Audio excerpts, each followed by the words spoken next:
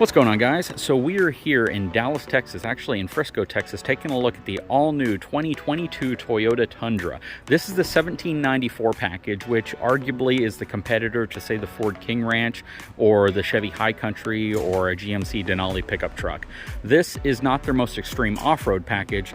It would be that one over there, which is the TRD Pro. Now, this does have the TRD off-road package on it. It's the TRD 4x4 package, but it's not the Pro package. Now, what I want to focus on with this specific truck is the fact that it has the new 6.5 foot long bed behind the new Crew Max. So you have a Crew Max with a 6.5 foot bed, which in the past you could only get a 5.5 foot bed, and I think that was a challenge for a lot of folks. So this certainly increased the wheelbase of this truck, but at the same time it gave you a far more usable and practical bed, in my opinion.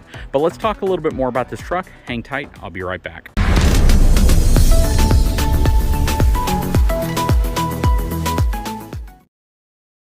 Let's kind of do what I normally do. Let's take a look at the cargo capacities on this truck.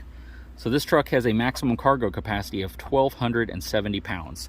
So even though you can get a new 2022 Tundra with up to 12,000 pounds worth of maximum trailering and 2,000 pounds worth of maximum cargo capacity, this kind of speaks to the point I talk about very often. And this isn't just Toyota, this is every manufacturer. When you get these really high trim, high spec trucks, it does sacrifice some of your payload and cargo capacity because all of those cool fancy features, the leather, the huge navigation screen, all of that stuff, even the four-wheel drive package and all the off-road features that they add to it, all take away from your payload capacity. So think about it this way. If I film another truck that has a 1,500 pound cargo capacity on it, and it's the same configuration as you see here, well, that means this truck has roughly 250 pounds worth of additional things that have been added to it that take off of that 1,500 pounds worth of cargo capacity. So those are always things you want to pay attention to if you plan on getting a truck like this and you look at the commercials, you see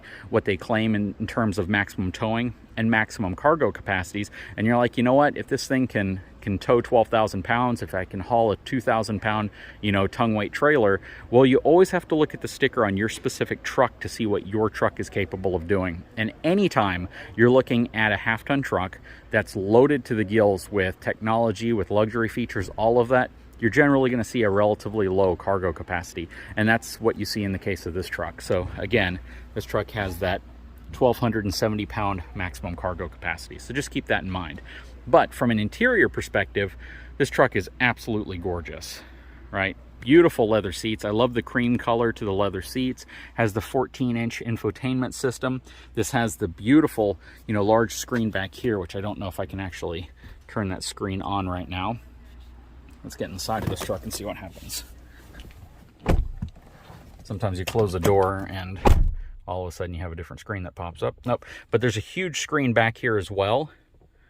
You have this massive center console area. You have all your drive modes here. A cool feature that you're going to get with the TRD package is that locking rear differential option, which is really nice. This looks like it actually has a camera rear view mirror. You can kind of tell from how it's shaded right there. Also have a panoramic sunroof up top, which is really nice. This is, again, the 1794 edition. And if you're wondering what that means, that is actually the year of the property, the ranch that the Toyota Tundra factory sits on in San Antonio, Texas, right south of San Antonio, Texas. That's when it was founded. So there's some lineage built into that. One of the things that they want you to feel whenever you get in one of these new trucks is that very kind of horizontal approach to everything, how everything is laid out in a very ergonomic and wide stance. Down here you can see a lot of your controls. And a feature that's optional, and I don't know if this truck is equipped with it, but it's the auto leveling rear airbag system. So basically it load levels the back of your truck if you have a trailer or something connected behind it. I don't know if this truck has it currently.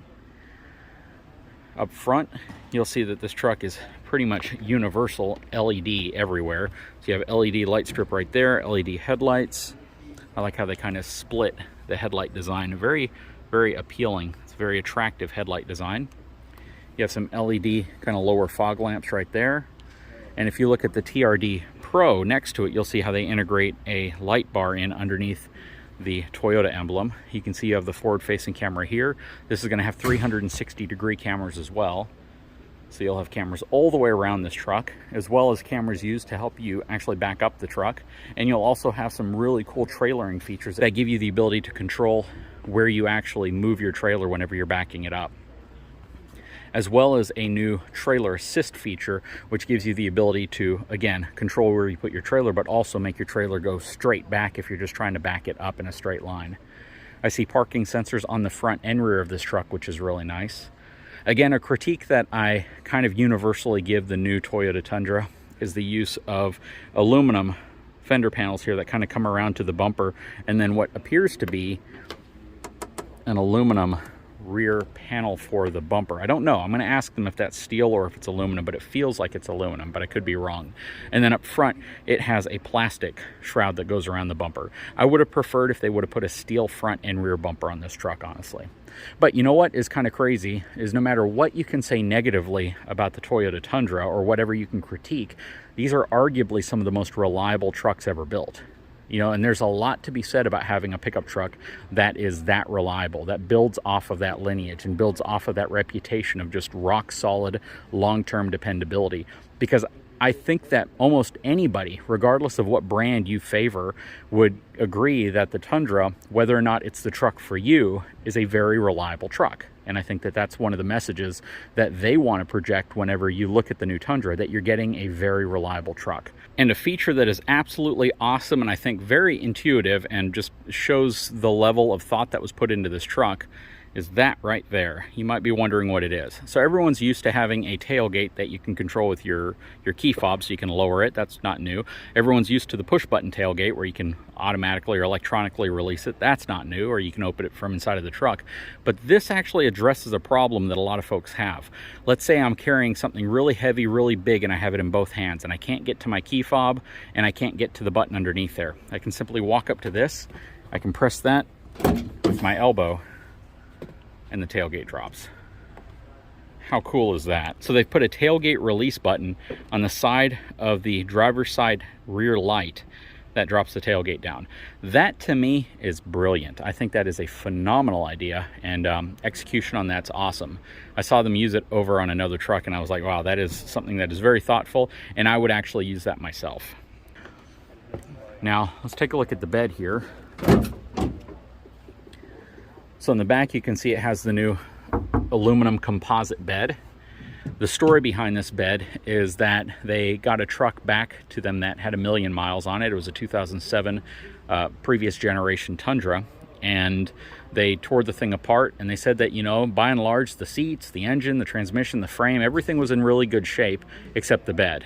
And the bed, being a steel bed, had a lot of dents, a lot of damage to it, and they wanted to go to a material that would, you know, help them achieve a higher level of corrosion resistance, which of course you're going to get with a composite bed like this, but also give you the durability of a steel bed, but not some of the shortcomings of an aluminum bed. And that's what they essentially got by going to this composite material. It's going to be interesting to test this material out, and I'm not worried about it denting, but I would like to see what it takes to make it crack, and that would probably be the thing most people are concerned about. If you throw, you know, an alternator, if you throw a concrete block or some jacks or something back here, what's the chance that you could experience a crack in the material versus a dent in the material? Because I think most people realize when you go to a more rigid material, you tend to increase the chance that something hitting it or impacting it can crack it versus dent it. So again, something I'm interested in learning about. What's also kind of interesting is with this bed, it has very, very interesting sidewalls to it. You can probably tell what I'm talking about by looking at this image. First of all, the sidewall doesn't really slope in like you see on a lot of trucks. General Motors brags about that fact on all of their trucks, where they give you so much more bed space because the inner wall here on each side kind of conforms to almost the outside wall of the bed. Whereas on this truck, you can see it's almost like a straight line going down, and it really doesn't give you any of that space that might normally exist on this side of the fender. And you can see there's probably upwards of 10 inches of space between this and the outside fender. So it's probably to help ease installation, but it's also kind of a an interesting feel to it, because it absolutely feels like plastic. It feels like a composite.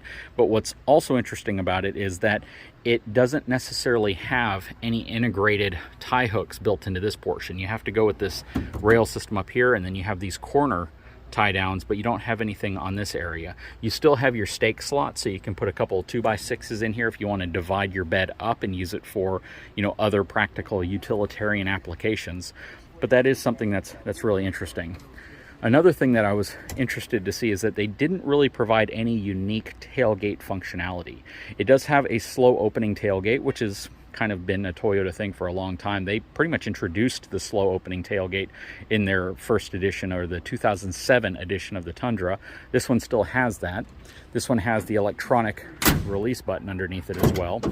And there's a camera in it, but they don't have any standout feature on the tailgate like you're seeing from Ford and General Motors. And you even see with Ram with their split tailgate, where you can open it in two different ways. Maybe that'll be something they're still working on, or something that they'll add to a refresh model. But it would be interesting to see what their plans are to have like a really unique tailgate system, because I think some people are looking for that.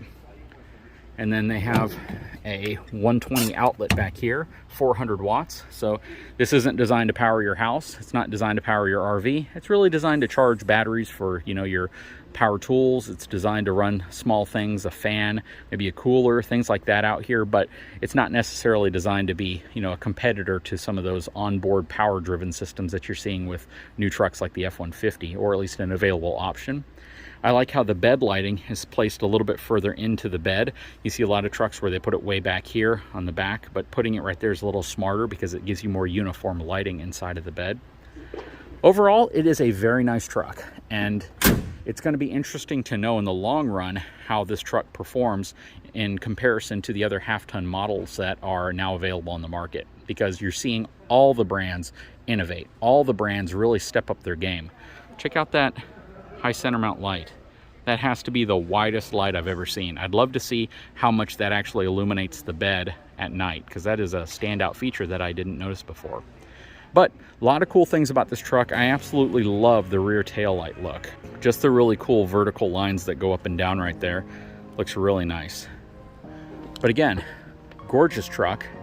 They've definitely done a lot to improve the overall look. From this angle right here, it looks like the previous generation, I believe. Well, there's a lot of things that make it look like the previous generation. But, you know, at the end of the day, they're all starting to look a little bit similar, right? There's not a heck of a lot that really differentiates them. So, you know, Toyota's done some really creative things. Fully boxed frame front to back. They're no longer using that triple tech frame technology. Basically, the fully boxed up front, reinforced C in the center, and an open C in the back. They've gone to a fully boxed like the rest of the industry. They've moved away from leaf sprung rear suspension, so now they're using a multi-link coil rear suspension, similar to what you see on like a Ram truck.